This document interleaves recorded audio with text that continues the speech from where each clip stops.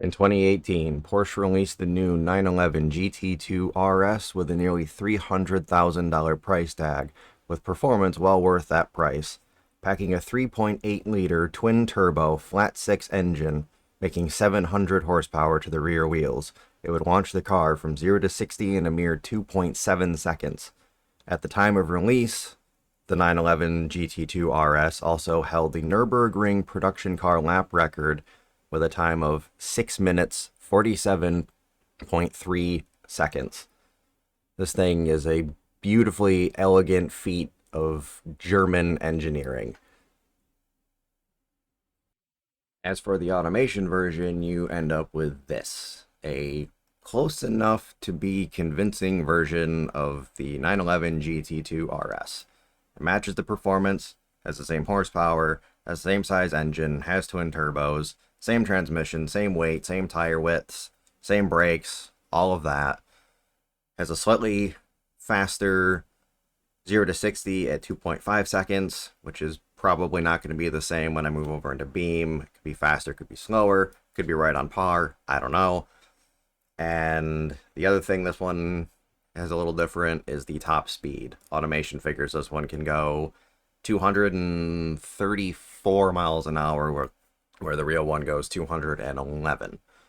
But as always with these automation replicas, it's never gonna be the exact thing that you would get from the real car. It just isn't possible. Calculations don't work out the same.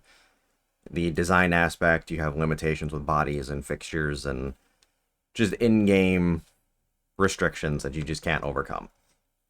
But now it's time for BeamNG drive, test drive, and the trip down the mountain. We'll see how the Porsche does. I think it's just, I'm expecting basically the same as the Koenigsegg in terms of the mountain performance. But who knows? It could surprise us. Time will tell. We'll see you in a bit. Alright, and here we are in BeamNG Drive. At what I thought would be a more appropriate test track, we are at the Nürburgring GP circuit to take the 911 GT2 RS for a couple laps around here. Something you may notice, carbon fiber has a green tint to it now, for some reason, which just looks absolutely disgusting. But I feel like that's an exporter issue and not something I can really do anything about. So we're just going to have to accept the fact that that looks the way that it does, and we're off. Now, things I'm expecting from this car, with it being rear engine, rear wheel drive, snap oversteer is a very serious concern. So I may not be pushing this thing as hard as it possibly could be, because, well, I do want to actually be able to complete a full lap and not have to spend too much time doing it. So I'm going to be somewhat careful. Okay, so braking in a straight line is a must. There's that oversteer I was worried about. We'll keep going. Didn't damage the car. We shall press on. Didn't turn my speakers on, so... oh, no. Alright. And those are the dangers of taking your eyes off the road for a split second, going very quickly. You break your car. Alright. Here we go. And we're off. Thing sounds absolutely fantastic. That 9,000 RPM red line from a Boxer, or a flat six, I guess we'll call it in this case since it's a Porsche, not a Subaru. They don't use Boxer engines in Porsches. They're too fancy for that. Oh my god, this snap oversteer is going to be the bane of my existence today. Come on. I know I can get 2 laps out of this car. It may end up coming down to me doing this with no talking, just so I can actually pay attention to what I'm doing. Because trying to do both is a bit of a task. There we go.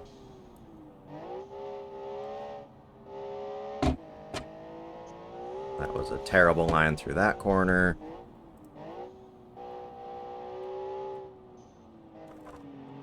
A little bit of understeer into oversteer. You know what? I'm not restarting. We didn't hit anything. Wheels didn't fall off. We shall continue. Meaning, obviously, I'm not going to set the world's greatest lap time. Brakes on this thing are fantastic. It's definitely worth watching Philman's brake tuning video. That has helped me a lot. If you haven't seen it, you should check it out. If I remember later, I will provide a link in the description if you want to go and check that out and apply it to your own creations, if you feel so inclined. Great guy, that Philman. Even though he seems to be a little bit, little unhinged, I would say. Oh, stay. There we go. Oh, no! No! That was going so well. Oh, I guess that's what I get for picking on Philman when he's not around to defend himself.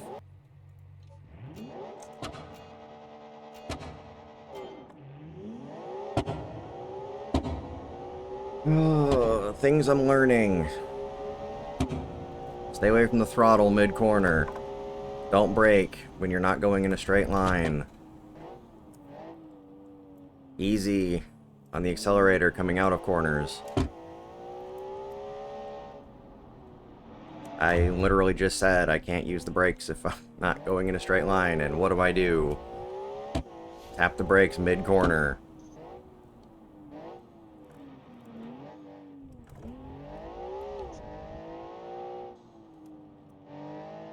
It's probably better if I knew how to actually tune suspension with the way it's set up in automation. But it's so just not good with what you have to work with. And to get it right would require a whole lot of test driving, and test driving ruins the fun of the testing because then I'm prepared. And you lose the entertainment value of me constantly screwing up. Because I'm good at that. I'm very good at screwing things up. Take that for whatever you want to take it as.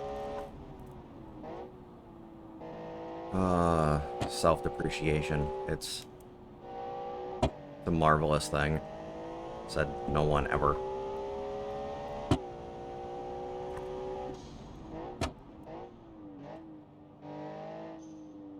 Well, I didn't overshoot the corner entirely, but I still missed it.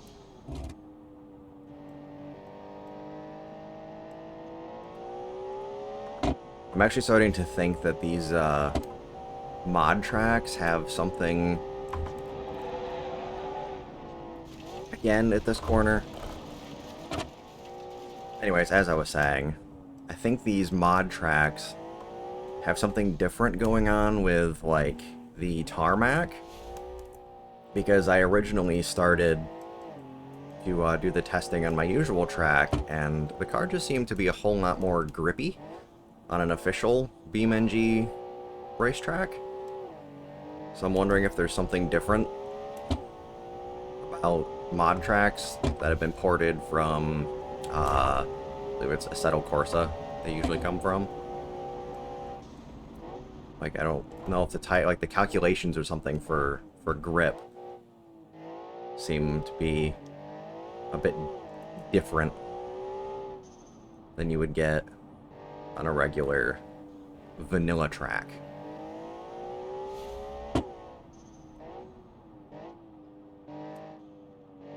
Which I suppose makes sense, I guess? I don't know. They just seemed a whole lot less oversteery on my usual test course than it is on this one.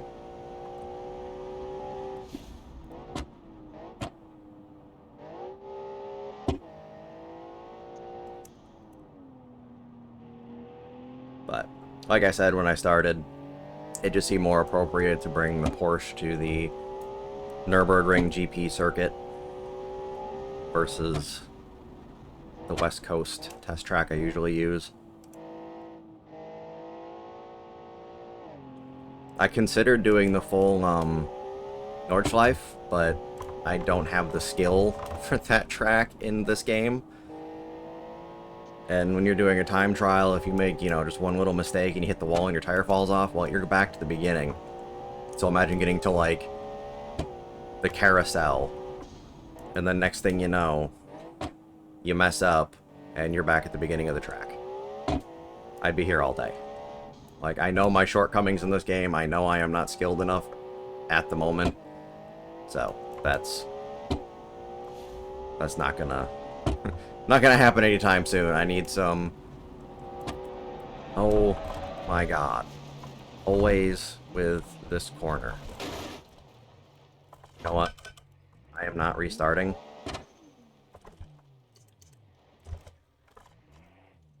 Come on. There we go. I don't think that did any damage. I don't see any damage to the bodywork. We're not pulling. We're right at the final corner. I just shifted down into neutral.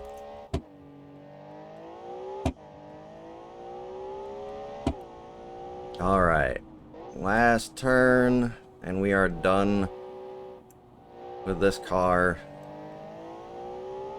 on this track. The best lap I could manage to pull together. Ugh. I feel like that's really bad. Like, incredibly bad. I don't know what a good lap time is on this track at all. But I don't think that, that was a good one. But, all things considered, say for that one corner where the car just lost rear end grip, I don't know if it's like a weird, like, elevation change or a dip in the road, but beyond that, with a little bit of care, this thing is fantastic to drive. But, you know what's next. Let's see how it does getting thrown down the side of a mountain. Alright, and here we are on Crash Hard 2.0 at the top of the downhill madness with the GT2 RS. This thing is not going to make it. I can tell you already. This is going to be Koenigsegg version 2. This one has too much downforce. Hitting that jump is just going to pull it right down, and it's going to end up in that ditch and ricocheting and flying off the side of the mountain. That's my prediction. I don't foresee this thing being capable of making it all the way. And here comes the steering wheel rumble. Oh, yep. As I said, I don't think this thing's going to make it. Okay. Before my steering wheel breaks my damn thumbs. Okay. We'll go again.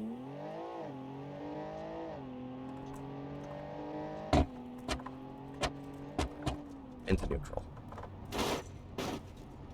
See how well gravity can pull this thing along. Seemed to work for the truck, popping it in neutral.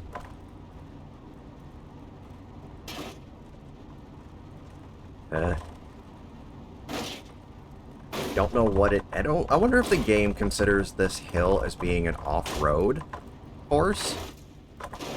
Oh yeah, did exactly what I thought. But I wonder if the game thinks that's like an off-road thing because of how much my wheel is jerking when I go down it.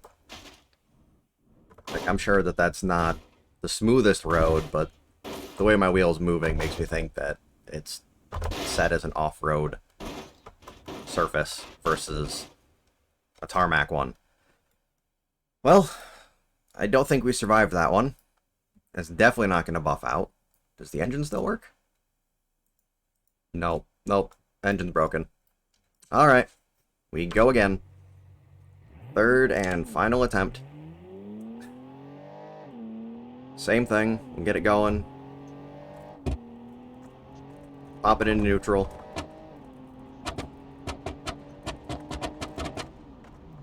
And let gravity do the work.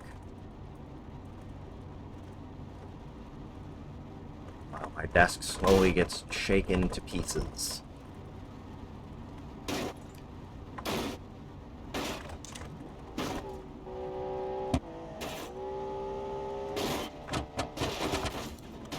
Nope. No. This. Ugh. Oh my god. Please stop. Please. Oh, thank you. Engine still works, and it can still move itself on its own power. So I guess that's a win of some degree. But yeah, Porsche versus the Hill, as expected. I don't think anyone would ever believe this thing could make it down that. It didn't. Did terrible. But it was fun. It was fun to build. It was fun to drive. With a little bit more practice, I could probably do so much better with this thing. My own shortcomings do ruin it a little bit. But yeah, there you go. Tell me what you think. Got anything you want me to build? Let me know. I'll do what I can to make it happen. See how it does on the hill. Anyway, talk to y'all next time.